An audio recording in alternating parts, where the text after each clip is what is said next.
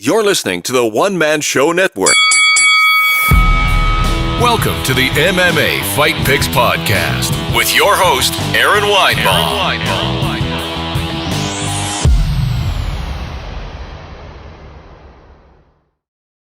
Hey kids, welcome to the MMA Fight Picks Podcast. I am your host, Aaron Weinbaum, and today we are picking fights for UFC 235 in Las Vegas. But I am not alone today. I am joined by Dave McGrath. How the heck are you, man? I'm good, man. I've been training for this for a while, so I'm glad that you allowed me to. This is your first ever one. No, so, no. With the new setup, it's my first one. I've had people on before, but certainly been looking forward to this for a while. You have been put to the back burner long enough. I was just trying to get everything perfect here, so don't think it was you. It was me. It's not me. It's you. It's you. It's me. Well, if you knew anything about my life, then that would be poetic. Just real briefly before we start getting into the fights, why don't you tell me a little bit about yourself? Who is your daddy, and what does he do? It's a crazy thing. I grew up in a kind of a tough household with my mom and dad, and sort of, my escape was watching pro wrestling and MMA when I was a kid. Then the wrestling thing sort of went away, and I think I started in MMA sort of like around UFC, 22 or whatever. Oh, wow. And reading back then, me being 34 years old, we didn't have that sort of instantaneous Twitter, Facebook, Instagram results, and you couldn't see what your favorite fighter was eating for dinner that night or whatever. So I would read the PW Torch, MMA Torch, which is the oldest MMA website on the planet, ran by a guy named Wade Keller. And getting that newsletter was sort of my escape. And then, one day I just randomly saw Wade Keller post on Twitter that he was looking for contributors, and I hit him up, and here I am. Awesome, man. And, I love it. A lot of these stories are like that. You guys just plugging away. And, the greatest journalists, I think, are people that grew up being fans of the sports. Me, myself, I'm a little older probably. And when I was a kid, it was in the 90s, we'd go to Blockbuster, and my buddy would be like, hey, you got to see what happened. This little guy in a robe just choked out this giant dude. And I'm like, come on, what are you talking about? And I was hooked ever since then, and I've never gone back, That's a very common story, man. Yeah, that's where kindred spirits in that sense. And I've been in martial arts since I was, I'm 34. I started, thank God for my mom putting me a goofball kid like me in when I was like 10 or 11, and still fighting on the regional scene, still very much practicing jiu-jitsu 3 times a week. My sons are into it now. It's a wonderful thing. It really is. Awesome. That is awesome. Cool. Let me check and make sure we are live on the Periscope. We are. And I can't tell how many people are on. All right, we don't really have a lot of viewers, but hey, if you're on the Periscope, feel free to chime in on the fight picks. You may or may not get a shout out. And if you're on the YouTube, go down to the bottom right there and feel free to click on subscribe. But I think I sent you the fights ahead of time, so nothing should be a surprise. I wouldn't do that to you. But thank you. First up on, I guess I could. That wouldn't be very nice. If anyone that's mad, I'm not picking the Tisha Torres fight. I'm not gonna go out on a limb to pick a fight for her opponent that doesn't even have a Wikipedia page yet, probably, and I'd never heard of her before today. So I actually like Zhang over Torres. So if anybody cares, and I think that, yep, nice, go for it. Okay, cool. Diego Sanchez, Mickey Gall. This is an interesting fight. I picked against Diego to lose against Craig White, and here he is, after 2 big losses in a row where Ally Quinta and Matt Brown basically turned Diego to dust. He comes off with a win against Craig White, who I thought was going to handle him. And then you got Mickey Gall, who hasn't been around. He was Dana White looking for a fight. I think he was the first guy, wasn't he? I believe he was the very first ever looking for a fight who actually got into the UFC, yes. Yeah, so, of course, he beats Michael Jackson, who went on to fight CM Punk, and then he beats CM Punk, and then he beats Sage Northcutt. Then he loses to Randy Brown, and he just comes back with a win, submission against George Sullivan. So, begs the question, what are you thinking? Who you got? So, I'm of the mind, and this is going to be sacrilege for me to say, because watching Diego Sanchez fight growing up was absolutely appointment viewing for me. Oh yeah. And I was talking on a podcast this week, and somebody asked me, should Diego Sanchez even be fighting anymore? And I'm not necessarily sure he should be. And Mickey Gall sort of has the stain of the CM Punk on him. A lot of people assume, who are casual fans, that he was fed to CM Punk because he is a lesser fighter. Mickey Gall could be a world champion in the UFC. Wow. His jiu-jitsu is excellent. I expect Mickey Gall to run through Diego Sanchez, and maybe this is the last time we ever see Diego fight in the UFC. And maybe it should be. And again, kids, don't at me on Twitter. The bottom line is, nobody loves Diego Sanchez more than I do. I grew up watching the man. He's the reason why I'm still in this sport 20 years later. Wow. It's just Mickey's on the upswing, and Diego is certainly, if not in the twilight, it's pitch black at night. Whoa. All right. I agree with you. Like, Diego is certainly entertaining. Like, when he was the Nightmare, and before he really, I guess, want to say, found religion and all that. Super entertaining. What were you gonna say? I'm sorry. I was agreeing with you. Oh yeah, and I don't like that he sounds punchy in these interviews and whatnot. Yeah, and now you got all of a sudden you got Wanderlei coming out saying he's got all these concussion syndrome or post-concussion syndromes and whatnot. I don't see how Diego couldn't possibly, in a few years have some symptoms. And you got Mickey Gall, who I think you're right. I think he's a talent. I think he could. He talked about cutting down to 155 pounds. I'd like to see that if he can do it healthily. But I kind of agree with you. As much as I love Diego, no disrespect, I think I got to go with Mickey Gall as well. And I think, I don't think he'll submit him. I think Diego's jiu-jitsu is strong, but he's shown he's having a lot more trouble take a punch. So, yeah, we'll see. So you think that potentially knocked Diego out then? I don't know. I mean, Mickey Gall's not a knockout artist, so certainly. It's just, but I wouldn't have thought he would have got dusted kind of the way he had been by other guys that are known for like one punch knockout power. No disrespect to the great Ally Quinta. Certainly not. Who may or may not be listening, but yeah. And it's funny that you say he sounds punchy, because he does. Yeah.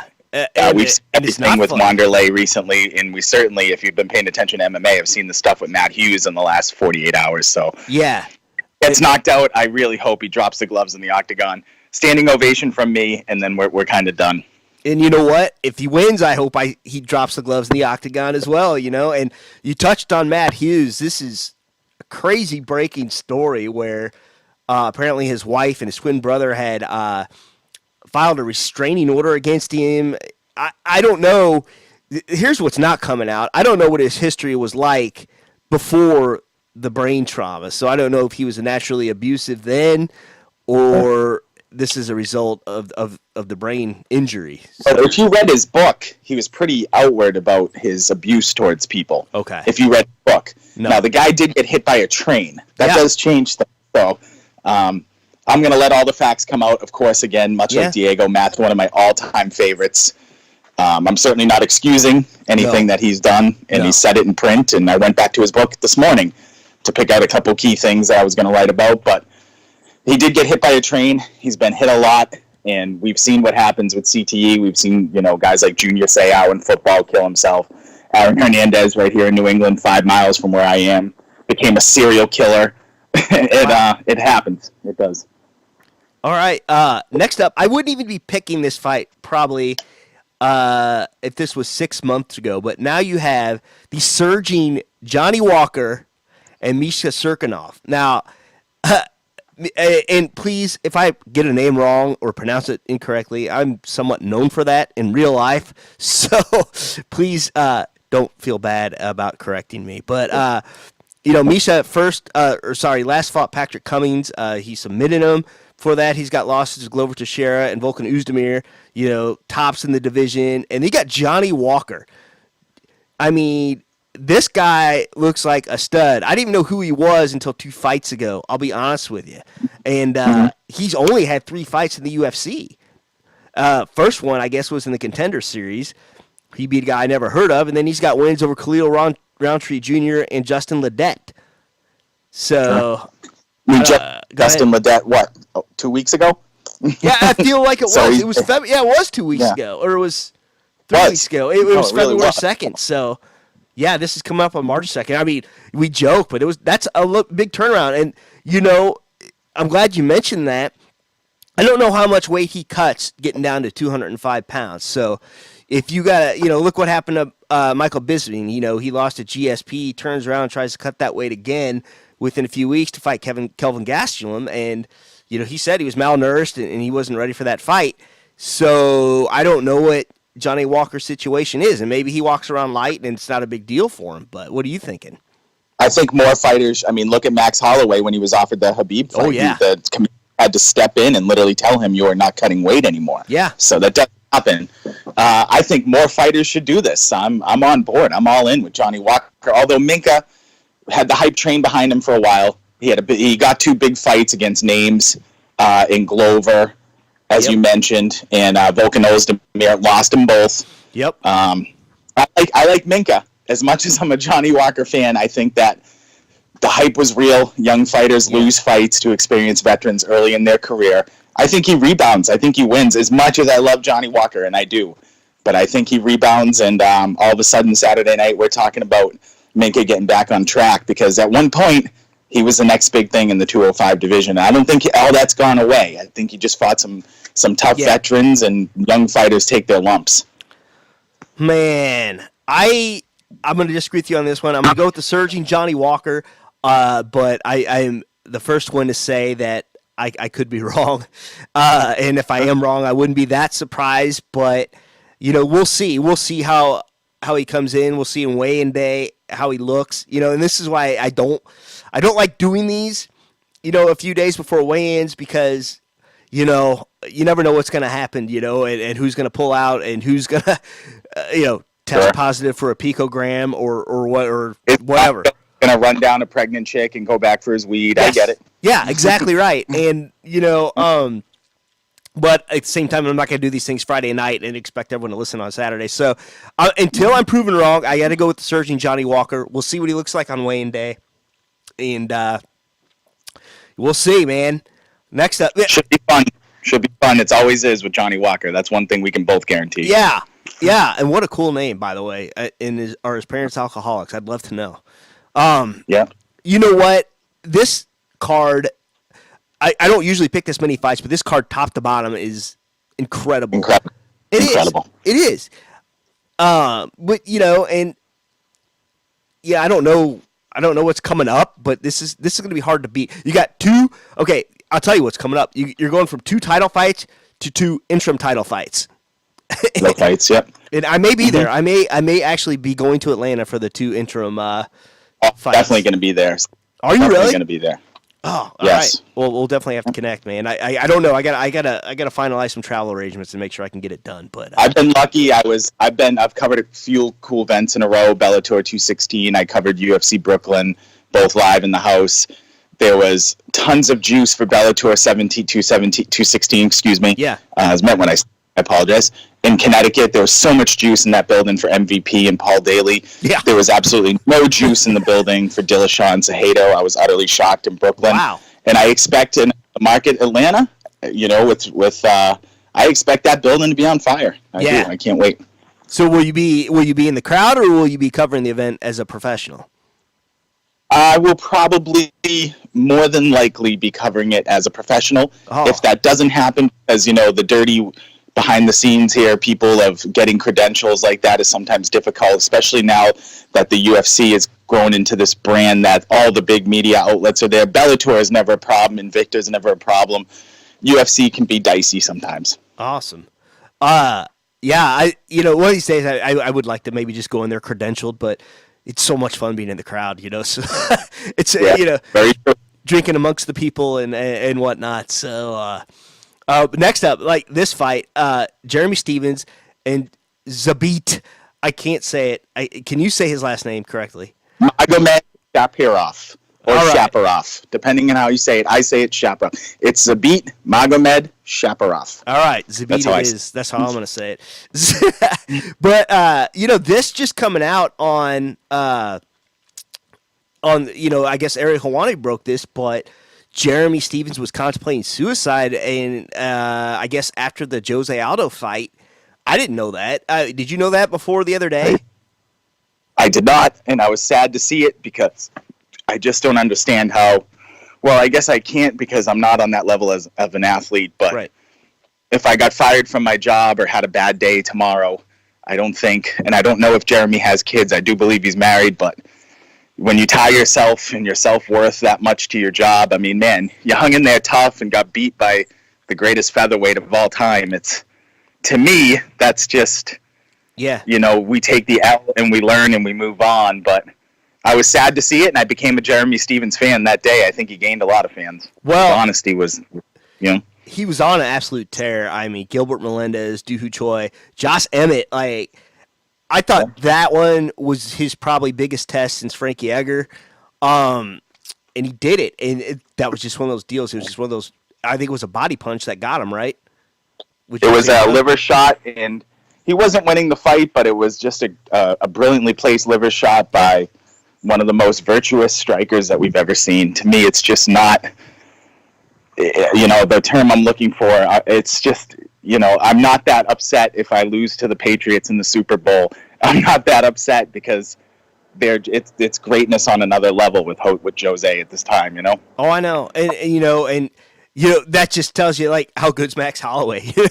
That guy is a stud, and I as much as I wanted Al to be in the interim picture there, or at least some sort of title picture there, that's a real interesting matchup with Max Holloway and Dustin Poirier coming up, which we don't have to talk about right now, but some crazy things going on, and I think Jose Aldo beats anyone in that division that's probably not Max Holloway.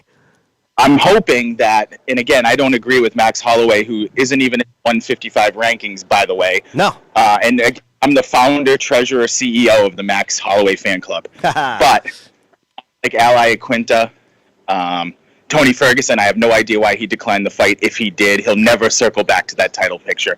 If we learned anything from the UFC, it's you strike while the iron's hot. See Covington Colby on that. Oh, for why he's not fighting.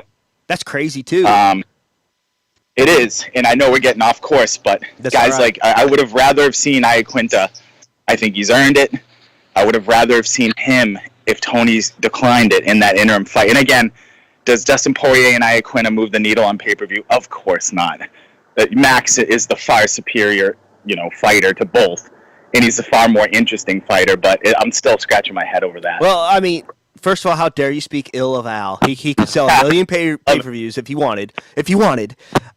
True. No, Al is. I love that guy.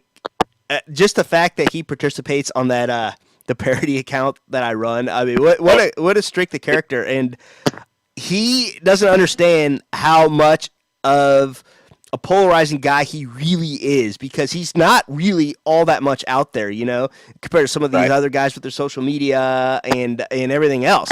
But when he does, when he makes that effort, people want to know what he's got to say. And, just the fact you can just beat each other to death for however long him and, it was his 15 minutes, him and Masvidal or whatever, come up with that promo, boo me, F you, whatever.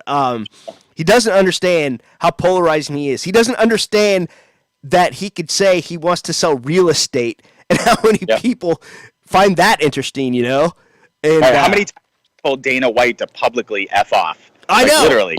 I mean, I don't think he did himself any favors there, and that's probably a big factor. And again, you go back to UFC 223. I was in the building. He fought Khabib better than anybody, including the America's sweetheart, Conor McGregor. Al Iaquinta gave Khabib and that's all we can hold on to right now. Khabib is such a monster that all we can say is, well, at least somebody fought him well. And Al did the absolute best job against Khabib that anybody has. So that's something. I agree. And, Al, everyone's it's just like Max Holloway in a way, because everyone thought that Al's absence in the actual octagon was going to translate to a deterioration in skill, and it didn't. The guy was still training, it just never matched up with when he could fight.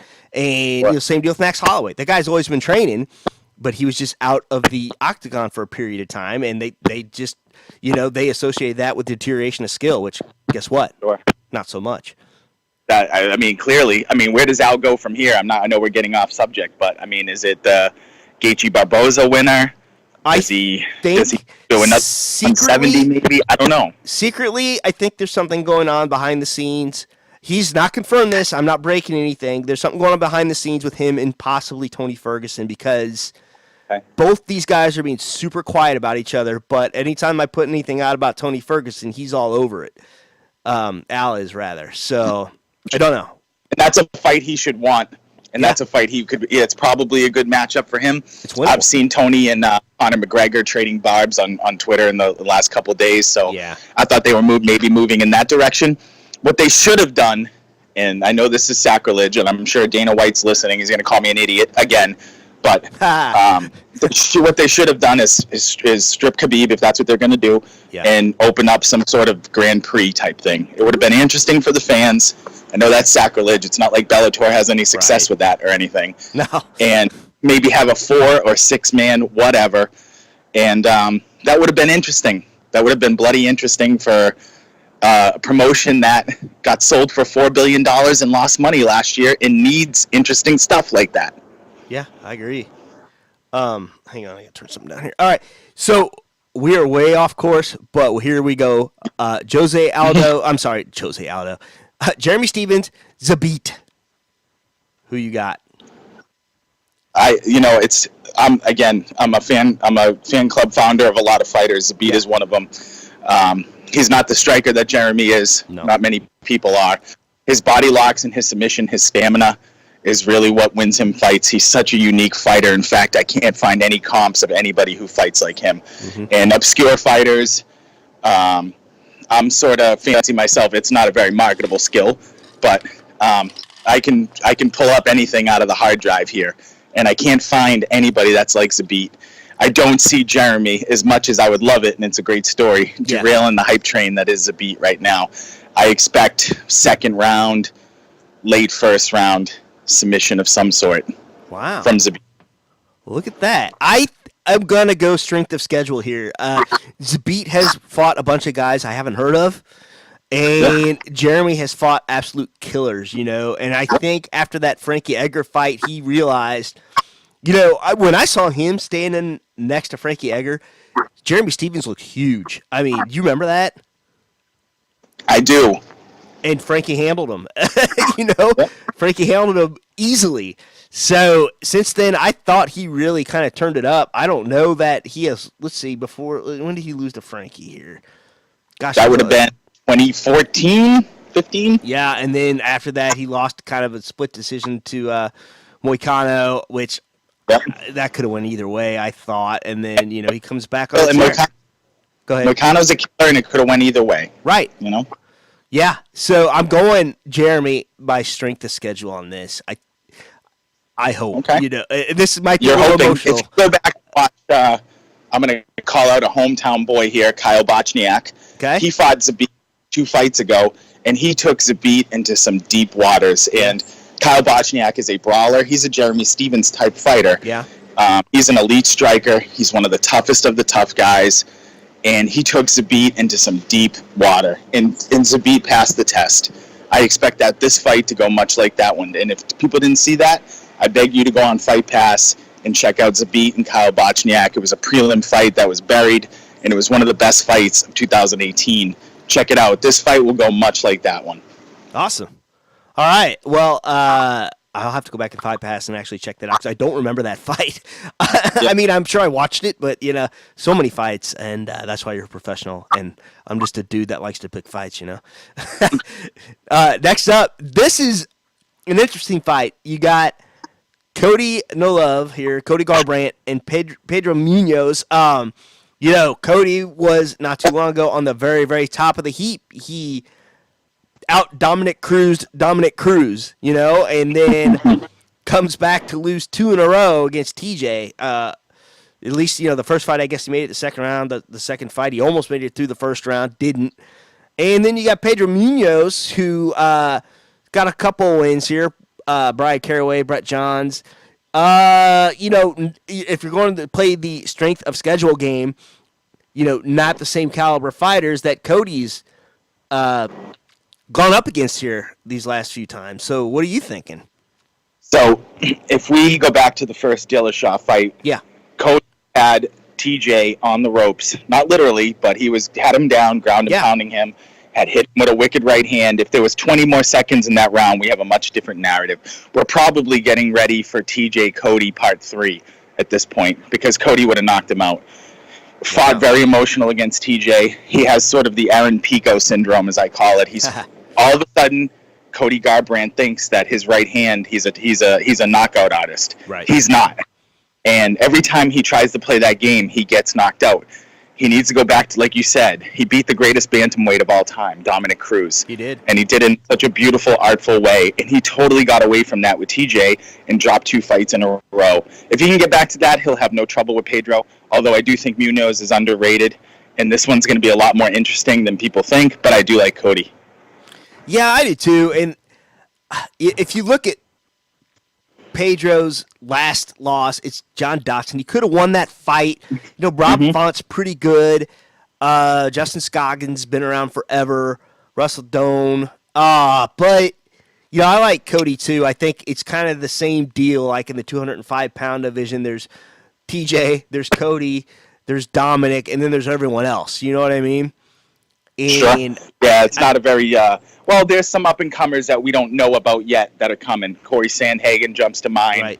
135 is going to be a lot more interesting. Yeah. By the end of this year, I think it'll be a lot more interesting than people think. Oh, God, and Aljamain. Sorry, Aljo. Aljamain for sure, too. I think he's in there, too. Sure. He fights kind of ugly, but he's got good fight IQ, and I think he's underrated as well. So. The problem in that division is they need to figure out, like most divisions in the UFC, is they need to figure out what are they doing at the top. Is Henry Cejudo coming up? Is TJ Dillashaw going down? Like, what are we doing? We need clarity. Yeah, and I think the answer is that Henry is coming up. It's just a matter of I think Henry's pining for more money, from what I understand. So We'll see. He played that game once and lost. Yes, he did. We'll see what happens. But yeah, unless if it wasn't clear, I'm definitely picking Cody on that deal. Yeah, I think he's got it. Like you said, there's levels to this game. All right. I don't know if you can see what I got here, but you know what that is right there? Can you see me? I don't see that. Okay, so that is a Missouri Tiger emblem that I am wearing. Okay. We're probably not going to get along then. Go ahead. Son of a bitch. Really? Listen, I am an alumni. I graduated from there. My daughter is currently going there.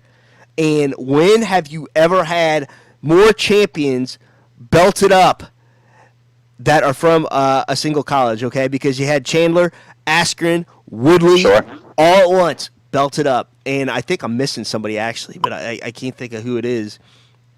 You're missing somebody. I know there's another name that went to Mizzou who's a wrestler, but I can't grasp it at this moment. But I know you're missing somebody. Yeah. So Ben also has a lot of fun on the social media, and I got him to follow me briefly just because, hey, I said, why does everything always tie back to real estate? I said, hey, if I could tell you who sold you your first house, you got to follow me. So he followed the Dana account for just a little bit. But we still banter back and forth just very, very rarely. When that guy trains, he trains. He doesn't fart around too much, and he's it just so happens like one of my friends from high school sold him a house because I'm from near Columbia where he lived. So cool. And you never know. And that's just kind of that's just a weird piece of trivia there. But so let's talk about this for a second. Robbie Lawler, golly, man, this guy's a warrior. Loses to Rafael dos Anjos, but I think his knee about fell off, if I'm correct. He beat Donald Cerrone, and he beat him good. I remember that fight. Got starched by Tyron Woodley, but anyone could do that. And, wins a war against Carlos Condit. one of the greatest fights in UFC history. Oh my gosh! And that was 1 minute left in the 5th round. He just broke his face, basically. Literally, you will never see a fight end like that. It was literally just my face fell off. It's over. Yep. Okay, Rachel Rich just came in here and said Robert Dillon. I'm not sure what that means here. Where'd the comments go? I lost the comments here. Oh, Fields. Okay, I'm not sure what she's talking about. And all of a sudden the comment... Oh, there they are. Okay. Hang on here. Oh, she sent me a super heart. Well, thank you so much. Anyway. Thank you. Yeah. Hey, that's a big compliment. All right. Cool. All right. Anyhow, yeah, I that was a crazy fight, Robbie Lawler. You know, and then that the 2 Johnny Hendrick fights were incredible too. This guy has just been in some wars, you know, and they a lot of them go the distance, you know. And then you got Funky Ben. This is hard because you can say what you want about the caliber of people he's fought, but you know that last fight in Bellator, it was Koreshkov is how you say it, but Koreshkov, yeah, like he mopped that guy up, and then he made Benson Henderson look bad. Now, mind you, Benson Henderson is not a natural welterweight by any means, but sure. And then, you know, Koreshkov has had some success as well. I mean, let's look at his record for just a second. You know, his last fight was Douglas Lima. Yeah, Douglas Lima is the best of the group, and Ben absolutely killed him too. So yeah, exactly right. And you know, he had a win over Douglas Lima as well. And Douglas Lima's a killer too. He's fought some tough people. Let's look at Douglas Lima for a second here. He's fought. He lost, obviously, to Rory. He beat Lorenz Larkin. That surprised me a little bit. Yep.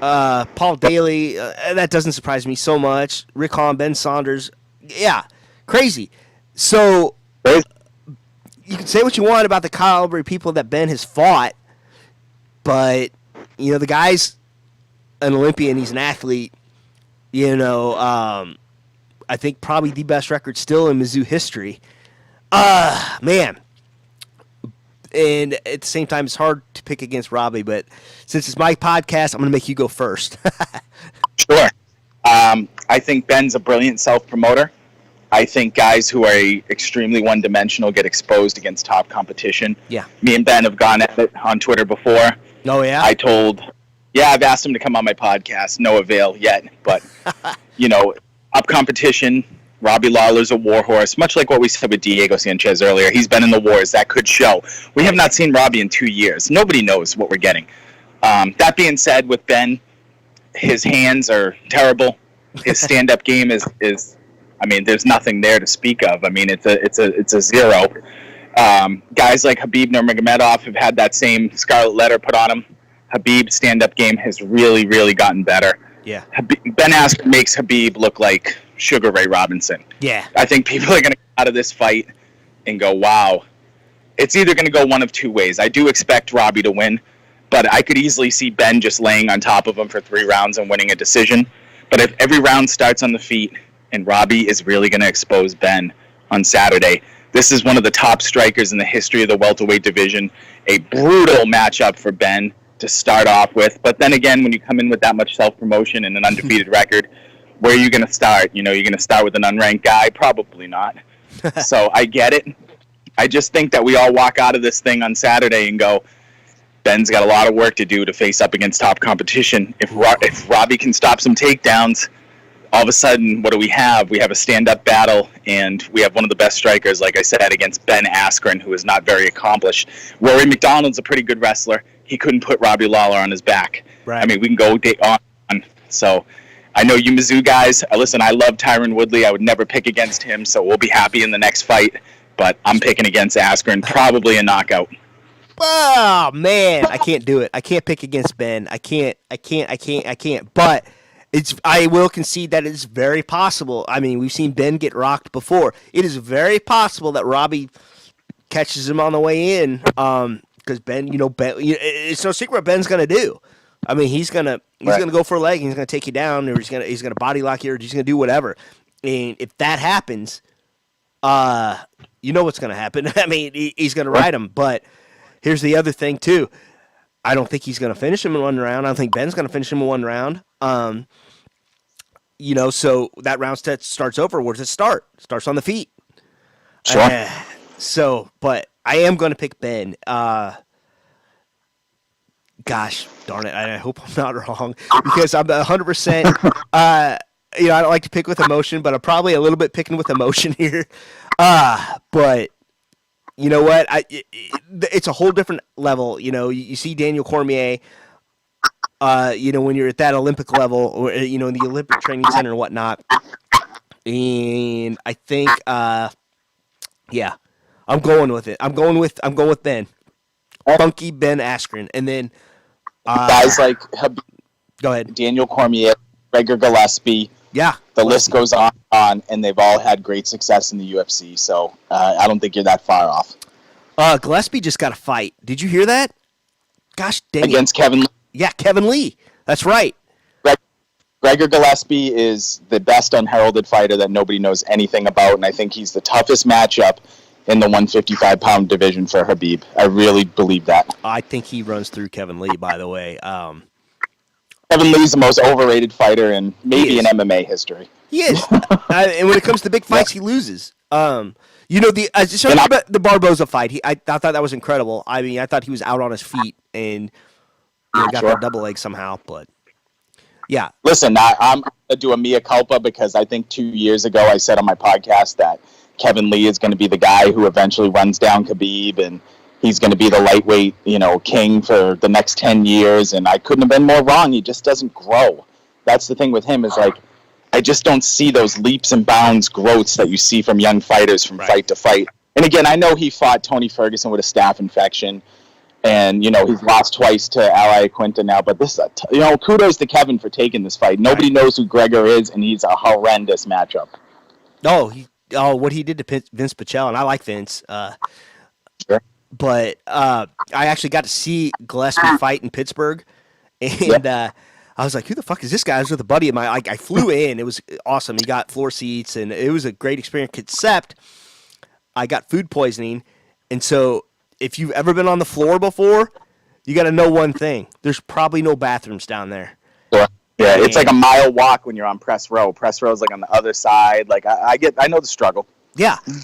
So I don't know where we ate. We ate some hole in the wall, right there in the square at Pittsburgh. And this place looks cool, and had a bunch of celebrities' pictures on the wall. I guess I should have taken into effect that most of them were dead, and it could have been from eating there.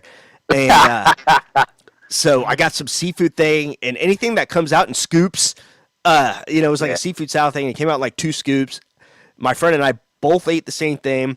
We started feeling sick, and I was sweating bullets by the time we got there. And I ended up missing Rockhold and Branch. We had to go back to the hotel because I was dying. So I'm like, shit, this is it. And I'm getting sick. I right then and there, and I go up to the floor attendant or whatever it is, and I'm like, hey, is there a secret bathroom? She's like, no. I'm like, I'm going to have to go to that trash can. I'm not drunk. I promise you. I haven't been overserved. And I just did it. Sweat's pouring off of me. I ended up just dry heaving or whatever. That's a little too much information. And then I lift my head up, and there's about 40 people there with their phones recording me, and this could have been on Fox or whatever it was. And thank God no video ever came out there. And then, I came back down there a little more. I went to the bathroom and whatnot, and then we ended up going back to the hotel. It was awful. It was horrendous. It was probably some demented Steelers fan. I hate Pittsburgh. It was pretty cool. I mean, I'd never been there before, but whatever. I'm glad you're on the men, brother. Oh yeah. That'd been years ago. But next fight, come on. You already kind of gave the spoiler. I know who you're picking. Tyron Woodley, Kamaru Usman. Usman, super ugly fighter, but he gets it done. Man, this is one of those deals, he beat, who did he just fight? He just fought, Munhoz. Yeah. I think a great fight, honestly. Everyone would complain about it. I would love to see Usman and Colby. I want to know who the better wrestler is, really. but his striking, I don't see it, And yeah, he ran through Dos Anjos, who is a striker, so that's interesting, but doesn't have obviously the wrestling credentials of a Tyron Woodley. He's not that big, let's face it. He'd probably be suited for a 165-pound division, but beats Damian Maia, beats Emil Meek, Sergio Moraes, Sean Strickland. Okay, and then we go down the list of a bunch of people you haven't really heard of, or maybe the hardcore fans will. But then you got Tyron. Damn, did he look freaking impressive against Darren Till? And sure, say what you want about the Damian Maia fight being boring, but shit, Damian tried to take him down probably 1 million times, Sure. And Damian had all the hype behind him, the jiu-jitsu champion. Listen, let me just get on my soapbox for 2 minutes with this fight. All the time. I just saw on Instagram that Colby Covington is on his way to Vegas, so I'm assuming that, he's going to be sitting cage side this Saturday. Great. Yeah. Colby Covington is money. This fight's been brewing for 2 years, and we don't have it. Instead, we have a prisoner of the moment fight where Kamaru Usman out-wrestles the perennial gatekeeper, Rafael dos Anjos, and Colby Covington probably turned down the fight or some bullshit, who knows. But we had the biggest money fight that we could possibly have in the welterweight division completely evaporated in front of our eyes. Instead, we get this piece of crap between Usman and Woodley. Woodley is on such another level than all of these guys. Woodley has no holes in his game.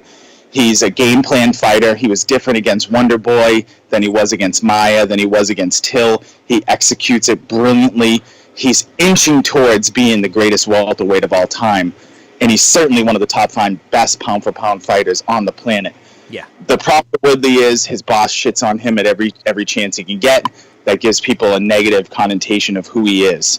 Bottom line is Tyron Woodley is one of those guys we're going to appreciate more when he's not here as time goes by. Yeah. Enjoy it. He's one of the greatest welterweights of all time. He's about to do it again.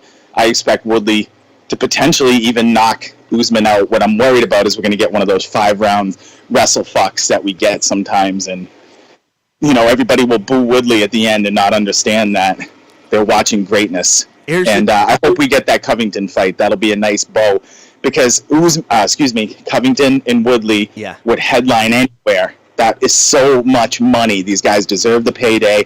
Say what you want about Colby. He's the toughest matchup for Tyron Woodley in the welterweight division. Cut through all the bullshit. Yeah. He's a good fighter.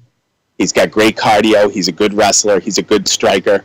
As fans, journalists, whatever, we deserve that fight. Well, I will tell you this. There's a huge difference here between Kamaru and Woodley is, listen, Kamaru is a great wrestler with not that great of striking. Well, guess who Woodley's main training partner is? A better wrestler with not so good striking, But I mean, you couldn't ask for a better training partner, Not so much for Ben, because Ben's not fighting a fighter anything like, Robbie or Tyron Woodley. Robbie's just a dynamic striker. Did I lose you? Did I lose you for a second? Aaron? Yeah. What's up, buddy? Can you hear me? So sorry about that. That's I took a brief foray off, and I hit the button with my fat finger. Oh, damn it. Well, I was making the best point ever, and you totally missed it. I'm sorry. Let's run that back. Let's run it back. I was saying, I don't think you missed too much here, that, you got Tyron that trains with Askren, which is a perfect clone of Usman, great wrestler, not so great striking. But, on the other end, it's a disadvantage for Askren because he doesn't train with someone, that fights like Robbie Lawler. So I think, if anything, the training situation here is a huge advantage for Tyron here. And, I think it's going to be an easy day for Tyron against Usman. I couldn't agree more. I think we come out of this fight Saturday, and the biggest thing we're talking about is whatever statements between Colby and Woodley end up happening, because I know that Colby's going to be sitting cage side, judging by his Instagram, and we're probably all going to ask, why in the hell didn't we get that fight instead of an Usman fight? But again, we don't know what goes on behind the scenes. Colby could have declined the fight. We know that the fight's been booked 80 times and it's never happened due to various things. Both guys will not fight. To their credit, Tyron Woodley will not fight unless he's 100% perfect and ready to go, and he shouldn't. No. He's 36 years old. He's the champion. He has the right to do that, bottom line. So I'm looking forward to it. Anytime I get to see Tyron Woodley fight, I'm happy. As a study, as a sort of a guy who likes the technical aspect of it, he's the best. He's brilliant. He is. He really is. And, you're right. He's underrated in his time, and we'll see what happens, a few years from now, when he walks away from the sport. And there's talk of him also. I think he wants the Colby fight. I think he wants one more fight. I think he wants the Colby fight if he wins this, and he wants to go up to middleweight, which I don't know. I don't know how big of a guy he really is. I've stood next to him before. He's not huge, So we'll see how that goes. Go ahead. He's built sort of like a tank. He's short and he's very stout. I think he'd have success at middleweight. I'm not in love with anybody at middleweight. I'm not necessarily sure that Israel Adesanya is a better fighter than Tyron Woodley or Yoel Romero or Kelvin Gastelum. I'm certainly not. So we stop at the champion. I think Whitaker and Woodley would be a money fight. I would love to see that. So I think he's got some years ahead of him of making big money, and it could be at 185 after Colby, because Colby's going to be huge money. Put Colby on the radio, put him in the media every day leading up to the fight, 3 months, let him sell it. It's all money. And by the way, you want to talk some backstage drama and whatnot. I don't believe for a minute the feud is real between Colby and Dana and the UFC. I think it's all a big staged act. I think he had some medical things going on, and I think he knew he couldn't take this fight. And that's just my opinion. And maybe I'm wrong, maybe I'm way off, but what are you thinking on that deal? That's I hope that's true.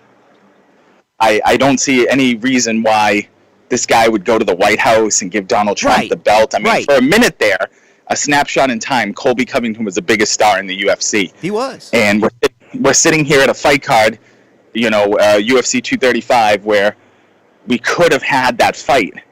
And instead, we're stuck with Kamaru Usman, and no disrespect to him, but his resume is 100% incomplete. He needs a little bit more time of beating top fighters before I think of him as a championship contender. Colby is the interim champion right now. Yeah. So we could be unifying the belts. I'm disappointed that we're not. I'm going to hope that your theory is correct, and maybe he was just injured. They staged the whole thing, and that got him heat. And that's great. And if he jumps into the octagon or they have a little interview with Joe Rogan in between them on Saturday night, that's going to get us all hyped up again. We're only going to be looking forward to Colby Woodley somewhere in the summer and not really talking about Tyron Woodley, great performance against Usman. So yeah, it doesn't make sense that fight didn't happen unless Colby was hurt. And Colby hasn't fought in a while now. I'm not even sure when the last time he fought was, but last fight was when he won the interim title from Rafael dos Anjos, so that would have been in Chicago the night of Whitaker Romero. That would have been UFC 225. Okay, so that would be way back here. I'm looking it up real quick. That was June 2018 at the United in Chicago. Okay, so it wasn't actually as long as I thought. But the problem is this: out of sight, out of mind. His online shtick's getting a little old, and he's not fought as recently as like a Tyron who just ran through Darren Till or Usman, who just had a great fight against Dos Anjos. So, yeah, but I think we both agree here. It's Tyron. Yeah. Tyron. There's not many people I would pick against him. Awesome. Okay, now, the main event of the evening here. I don't think we're going to disagree on this, but you never know. The great John Jones, who only takes time off of work for drug-induced violations. And, yeah. So, and then Anthony Lionheart Smith, who I actually also got to see starch Hector Lombard in Philadelphia, same card. So, not Philadelphia, Pittsburgh. Yeah. So, most recently, listen, this, I thought, I said this last week. If Thiago Santos wins, he's got the claim to say he just beat, the light heavyweight contender. Now, mind you, this is back in middleweight. Just beat him not very long ago. So that's going to up his value. It's, win or lose. If Anthony Smith loses his fight, but he puts up a hell of a fight, what does that do in MMA math to Thiago Santos, right? Sure. I mean, I don't know how he got here. I really don't. John must have something in his contract where he probably gets paid more to be more active. Yeah. If you're going to turn around from Gustafsson, I would have rather have seen him with Thiago. Yeah. Or Corey Anderson, or moving up to heavyweight, maybe fighting Stipe. I think that was on the table at one point. Yeah. Maybe fighting Francis Ngannou before this fight was booked. I just don't know how we're propping up Anthony Smith, and you expect me to buy in any way, shape, or form, nor have I heard a compelling argument for Anthony Smith in the lead up to this. I expect this to be a typical Jon Jones performance and probably an early knockout win. I mean, I know Smith's jiu-jitsu is good. John has also been focusing more on jiu-jitsu, which should be horrifying for the rest of the UFC. If he can keep his nose clean, I think the better bet literally would be John wins and gets stripped of the title by like 9 a.m. the next morning. I would expect that to happen more over Anthony Smith winning. Yeah, I'm with you. At the same time, besides Daniel Cormier, who is there really left to challenge him right now? I mean, who would be your ideal fight right now besides Cormier against Jon Jones? I think it's money for John, and I know they've talked about the Brock Lesnar fight for Daniel to make money, but I think I would argue that Jon Jones and DC would do far more money, and that should be the only focus. So I'm hoping that John does the right thing business-wise, plays the bad guy, because we know he is one. Stop with the good guy bullshit, John. Yeah. We know you're a bad guy. Simply just win your fight, a fight you should win, and then get on the mic and say, Daniel, Daddy's home. Let's do this over the summer. Let's do it at heavyweight. Yeah. Jon Jones will have his champ opportunity. DC will get his chance to make his big money and also get some retribution and walk off. If you can walk off with a win, some of that GOAT talk really starts to get murky. Yeah. And I think that's the only thing that, again, what we'll take away from this pay-per-view is a lot of future stuff with Woodley, with Jones, because I don't see either one of them getting threatened in their fights now. Right. If you're a Vegas guy and you've heard my picks before, you should run right now and bet on the underdogs, because I absolutely suck. But I just see no way that Jon Jones loses this fight. None. I don't either. And I think John is a little scared of Dan at Cormier at heavyweight, and because he's a whole different animal. I mean, he's a big dude. And I've seen him live before, just walking around. He's a huge guy.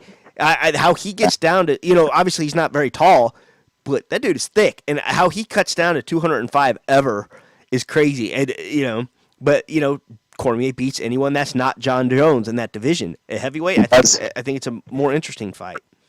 I think that if Daniel can do, and I've said this in both fights in the lead-up, if he can make it a wrestling match, if he can get into the high crotch and do the outside leg trips, and get Jon on the ground and do that consistently, he will win. Yeah. But he can never cover distance properly enough to not run into right hands, leg stomps, head kicks. He's just not figured out how to manage the distance. And nobody has. Jon is long. No. He's a freak athlete.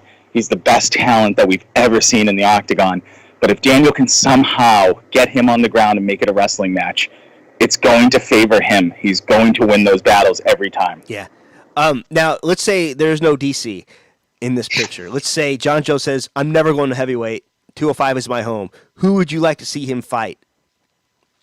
I would like to see Yoel Romero fight at his natural weight. Yes. Because he never makes 105 anyway. No. And go up and challenge Jon. I think that would be great. I think Israel Adesanya's ultimate destiny. Yeah. Don't at me on Twitter. I'm not talking about next week. I'm talking about 2 years, 3 years down the line. He is a Jon Jones clone. He's long. Yeah. He's a great striker. I think he could give Jon some trouble, especially once Jon becomes 34, 35, get some wars behind him. Israel Adesanya, Yoel Romero, if there's no DC.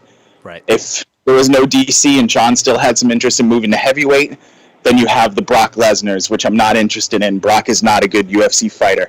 WWE nerds, please do not at me. He's not. So I'm not interested in that. But Cain Velasquez, when healthy, Francis Ngannou, Derek Lewis, Stipe Miocic, all of those would be interesting. Wow. All right. That's good, man. And I didn't think about Yoel, and you're right. He's not an 185 pounder anymore. All those steroids put on some weight, and allegedly, He's a horrifying human being. People would buy the fact that Yoel Romero could beat Jon Jones in a dark alley. Yeah. Yoel is the scariest human being I've ever seen. Yeah. I think that fight could be money, and I think, again, Yoel's an Olympic wrestler, as we talked about with Ben earlier. Yep. If you can dictate where the fight goes, more often than not, you win. And, you can say what you want about Robert Whittaker, defending the takedown against Yoel or whatever you want to say, but no way Yoel was in his peak condition, trying to kill himself to make weight. True, he missed weight by 1.5 pounds, and also he had a bear of a time. Whittaker had a bear of a time with Yoel. When I did the 25 greatest fights for the Torch last year for the anniversary, I actually had their second fight as my second greatest ever, and I got a lot of email about, why? Go back and watch that fight. You will never see two fighters more out on their feet than those two. That was the greatest match I've ever seen outside of Gregor Diaz, and I beg anybody to go back and watch that fight. Yoel played possum for 2 rounds and utterly exploded on Robert. Yeah, and Robert was out on his feet for 3 rounds. Yeah. For 3 rounds. And he didn't even bother to wrestle Robert. He didn't put him on the ground once. Imagine if he did. It's horrifying. You're right. And, how tough is Robert? I mean, I think he's one of the greatest fighters in the world that nobody knows about. Robert Whittaker is, again, I'll say this often. I'm the treasurer, the founder of the fan club. And Robert Whittaker is my favorite because he's very understated. He's young. He took his lumps early in his career. He lost to Wonder Boy. He lost some fights at 170, really came back and figured it out. Beat 2 of the most horrifying human beings you'll ever see in your life. And again, I think he's the class of 185, no matter who comes up against him, even the hype train that is Israel Adesanya. So big fan of Robert Whittaker. Lots of Whittaker talk here.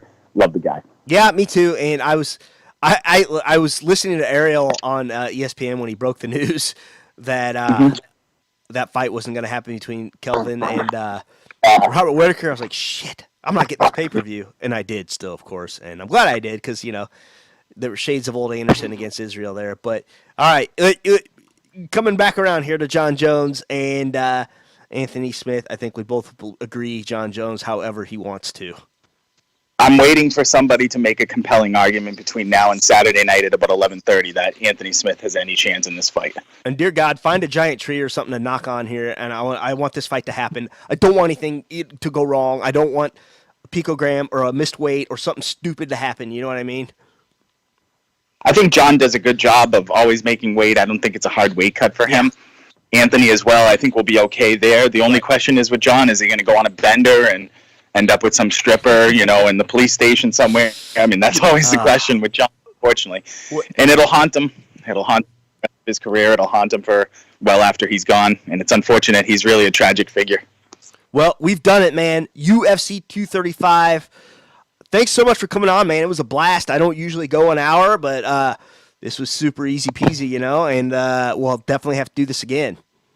Brother, I love the Twitter accounts. Keep them coming, and anytime, give me a buzz. Yeah, listen, on our way out, anything you like to promote? Anything you like to throw out there? Catch me on the MMATorch.com. I do a lot of, I'm a journalism grad, a lot of long form stuff. That's sort of my first love. Nice. My content it's not a lot in volume. I've been doing one story right now that I've been working on for about 3.5 months. That's going to drop soon. I do our weekly rankings. I do a weekly podcast, MMA Torch Today. I talk a lot of fighter interviews. Had some really cool people on. I'll continue to do that. Cool journalists, much like yourself, Aaron. I'll probably hit you up. Yeah. I just love covering my favorite sport. It's a dream come true. I would recommend anybody out there who wants to do something cool with their life to just go out and get it, man. I did it, and I got zero talent, really. Well, so, if you're ever looking for inconsistent freelance writers that occasionally churn out a gem, let me know. I have a few under my belt, so. Awesome, man. And, I do most interesting podcasts in the world. It's something I do on Stitcher. It's my own sort of venture that, outside of MMA, like I say, MMA is always my base camp. I'm always going to go back to that, but so many eclectic interests. I've done everything from the SEAL who killed bin Laden on my podcast to football executive. So I do everything, man. I have a lot of eclectic interests, and I like interesting people. So, yeah. And catch me on Twitter at IrishMMA84. If you want to fight, I'm always going to respond to you because I have nothing to do. My wife tells me to take out the trash, and then I'm kind of just trolling for the rest of the night. So Nice, beautiful. You got to fill the wife's love tank, and then you can get back to Twitter. So anyone out there, when your wife talks, you just shut up and listen. And that's you have to. And Not married yet. Take it from a couple married guys. Yeah. Just the wifey's always right. It doesn't Take matter. your L's and move on. When you're right, you're wrong. When you're wrong, you're wrong. So you might as well be right and wrong at the same time and watch Sports Center or whatever it is you want to do later. But if you didn't catch all he said, where you can find him, all of the links will be in the show notes on the YouTube and on the podcast. Wherever you can find a podcast, we'll be there. But, buddy, I think I'm going to say goodbye, and we'll definitely have to do this again. Thanks, brother. Take care, Aaron. All right, you too. Thanks. Please remember to support the podcast by visiting the affiliate links on AaronSaysWhat.com.